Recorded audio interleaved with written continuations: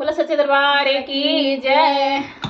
आवे के पड़िए मैया आवे के पड़िए मौरा आवे के पड़ी रौरा आवे के पड़ी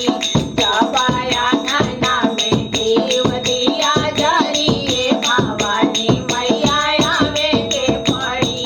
जबाया नाना में देव दिया जरिए भवानी मैया आवे के पड़ी आवे के पड़िए मैया आवे के पड़ी रौरा आवे के पड़ी रौरा आवे के पड़ी जबाया नाना में देव दिया जरिए भवानी मैया आवे के पड़ी जबाया नाना में देव दिया जरिए भवानी मैया आवे के पड़ी पीछे अंगनैया मैया कैले बानी काला सा पीछे अंगनैया मैया कैले बानी काला सा पूरा परिवार तो से लगवले बलाला सा पूरा परिवार तो से लगवले बलाला सा आधावे के पड़िए मैया आधावे के पड़ी रौरा आवे के पड़ी रौरा आवे के पड़ी जबाया नाना में देव दिया जरिए भवानी मैया आवे के पड़ी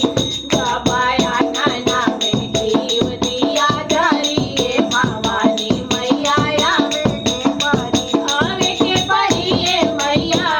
आवे के पड़ी रौरा आवे के पड़ी रौरा आवे के पड़ी जबाया नाना में देव दिया जरिए भवानी मैया आवे के पड़ी जबाया नाना में देव दिया जरिए भवानी मैया आवे के पड़ी सेवा में हाजिर बाटे तन मन हमार हो सेवा में हाजिर बाटे तन मन हमार हो लिपि पोती घरवा अंगना कैनी तैयार हो